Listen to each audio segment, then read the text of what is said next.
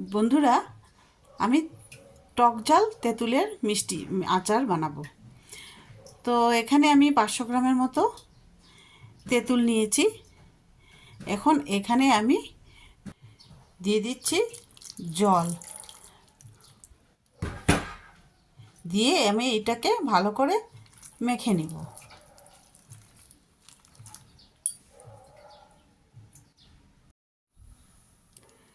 বন্ধুরা, 1 ঘন্টা পর ফিরে এসেছি। এখন প্রথমে আমি কড়াইয়ে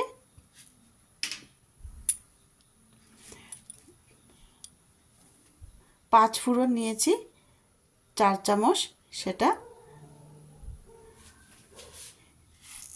দিয়ে দিচ্ছি, একটু ভেজে নেব।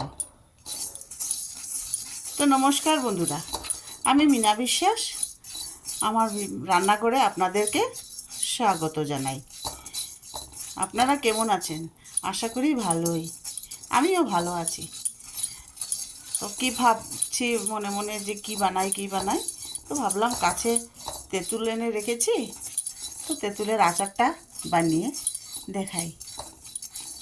তো প্রথমে একটু শুকনো খোলায় আমি এই 5 ফোড়নগুলোকে ভেজে নিব। অল্প কম আঁচ রেখে ভেজে নিতে হবে।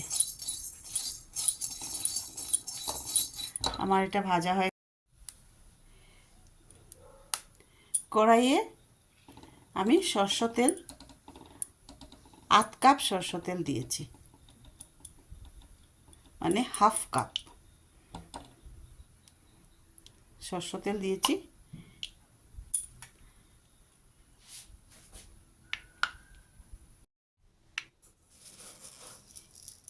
এবার দিয়ে দিচ্ছি 5 ফোড়ন।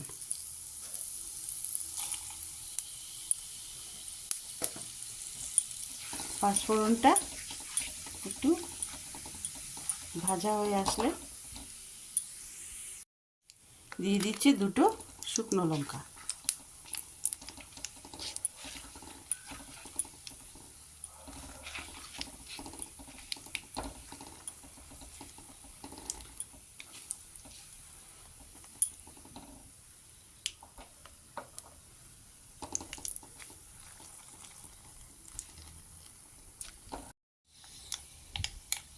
আমার শুকনো লঙ্কা ভাজা হয়ে আসছে, দিয়ে দিচ্ছি তেঁতুল।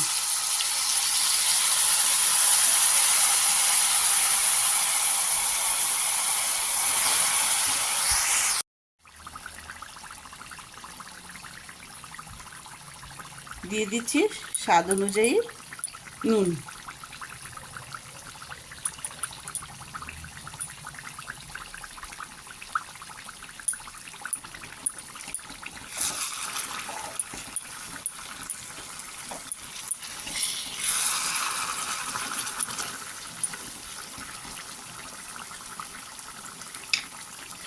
দিয়ে দিচ্ছি চিনি।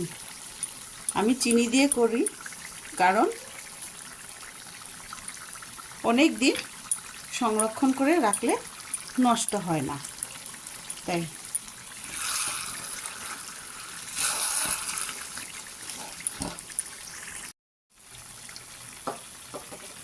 দিয়ে দিচ্ছি চিলি ফ্লেক্স, আর দিচ্ছি 1 চামচ শুকনো লঙ্কা গুঁড়ো।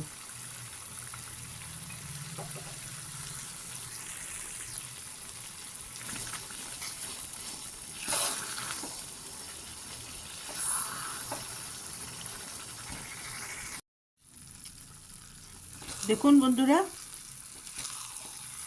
আমার তেঁতুলের আচারটা প্রায় হয়ে এসছে। এখন আর কড়াইতে এই যে ছেড়ে এসছে, লেগে নেই। এখন আমি দিয়ে দিচ্ছি 5 ফোড়ন যে ভেজে রেখেছিলাম, তা গুঁড়ো করে নিয়েছিলাম, এটা আমি এখানে সব দিয়ে দিলাম। দিয়ে দিলাম অল্প ভিনিগার।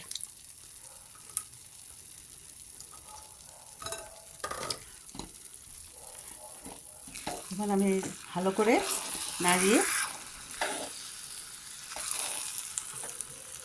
ঠান্ডা করে নিব।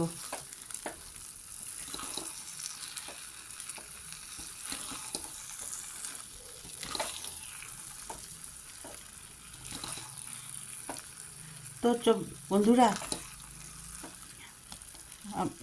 আমার আমার ভিডিওটি কেমন লাগলো কমেন্ট করে জানাবেন, লাইক করবেন, শেয়ার করবেন, সাবস্ক্রাইব করতে ভুলবেন না, পাশে থাকা বেল আইকনকে ক্লিক করে দিবেন। ভিডিওটি দেখার জন্য আপনাদের কাছে অশেষ ধন্যবাদ জানাই। দেখুন, আমি কাচের বয়ামে পুরো ভরে রেখে দিয়েছি। এটা আমার 1 বছর যাবে। তো আপনারা এইভাবে বানিয়ে দেখবেন।